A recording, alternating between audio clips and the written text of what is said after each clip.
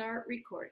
All right, so the book I chose for our second read aloud is Escape from Mr. Lemoncello's library. I know some of you might have read this when you did Breakfast and Books with Mrs. Garcia. I just heard that it's one that she did when you guys were in third grade.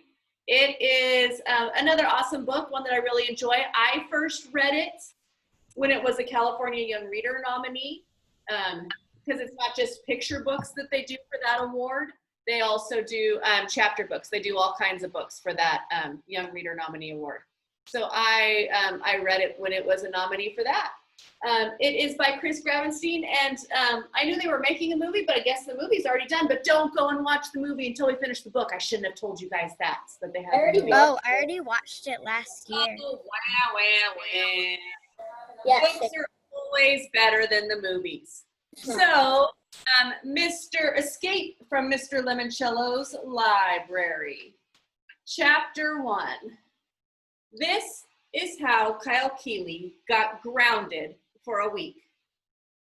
First, he took a shortcut through his mother's favorite rose bush. Yes, the thorns hurt, but having crashed through the brambles and trampled a few petunias, he had a 5-second jump on his oldest brother, Mike. Just a second to fix something here. There we go.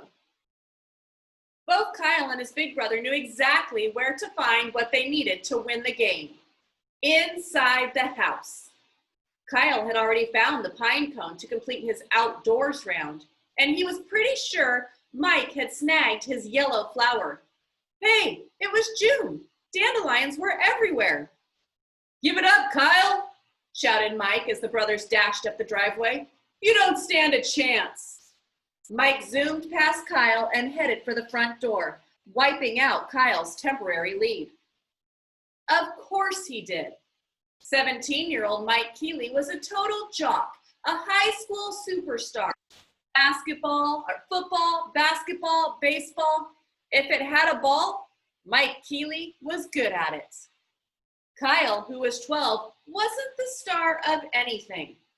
Kyle's other brother, Curtis, who was 15, was still trapped over in the neighbor's yard dealing with their dog. Curtis was the smartest Keeley, but for his outdoors round, he had pulled the always unfortunate your neighbor's dog toy card. Any dog card was basically the same as a lose a turn. As for why the three Keeley brothers were running around their neighborhood on a Sunday afternoon like crazed lunatics, grabbing all sorts of wacky stuff, well, it was their mother's fault. She was the one who had suggested, if you boys are bored, play a board game. So Kyle had gone down into the basement and dug up one of his all-time favorites, Mr. Lemoncello's indoor-outdoor scavenger hunt. It had been a huge hit for Mr. Lemoncello, the master game maker. Kyle and his brothers had played it so much when they were younger, Mrs. Keeley wrote to Mr. Lemoncello. Sorry, I had to let somebody in. Wrote to Mr. Lemoncello for a refresher pack of clue cards. The new cards listed all sorts of different bizarro stuff you need to find, like an adult's droopy underpants, one dirty dish, and a rotten banana peel. At the end of the game, the losers had to put everything back exactly where the items had been found.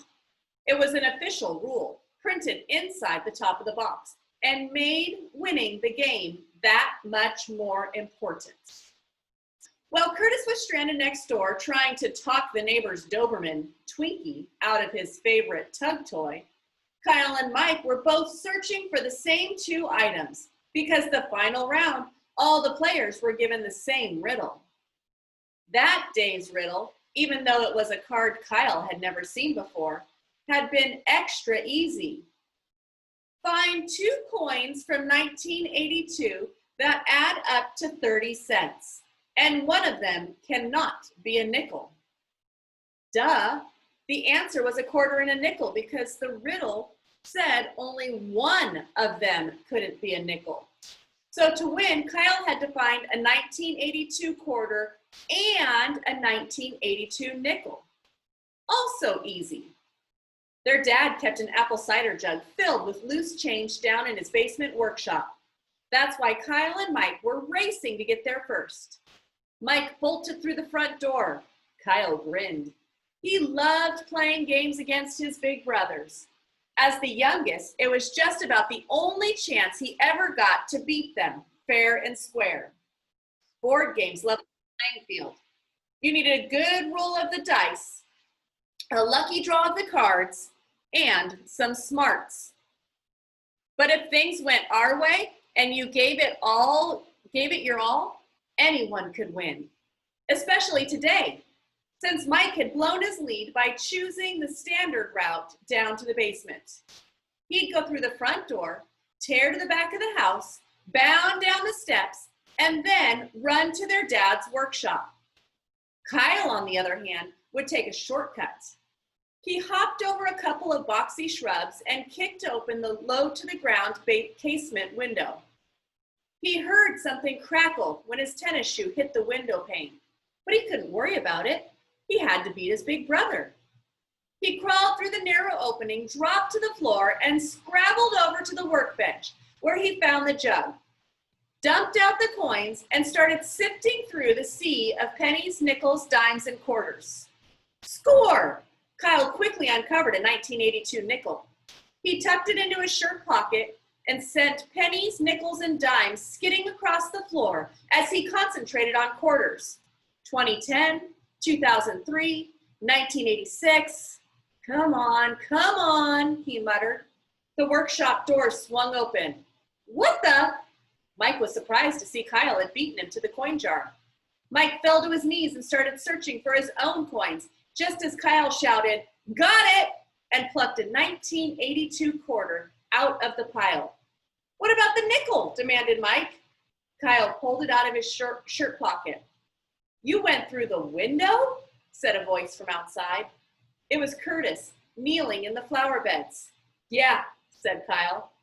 If I was going to do that. The shortest distance between 2 points is a straight line. I can't believe you won, moaned Mike, who wasn't used to losing anything. Well, said Kyle, standing up and strutting a little. Believe it, brother, because now you two losers have to put all the junk back. I am not taking this back to Twinkie, said Curtis. He held up a very slimy knotted rope. Oh, yes, you are, said Kyle, because you lost. Oh, sure, you thought about using the window. Kyle, mumbled Curtis, you might want to shut up. What? Come on, Curtis, don't be such a sore loser. Just because I was the one who took the shortcut and kicked open the window and... You did this, Kyle? A new face appeared in the window. Their dad's. Chuckled Mike behind Kyle. You broke the glass? Their father sounded ticked off. Well, guess who's going to pay to have this window replaced? That's why Kyle Keeley had 50 cents deducted from his allowance for the rest of the year and got grounded for a week. As much as I would love to keep going, we've got a lot to do. So we are going to stop there and we will continue tomorrow.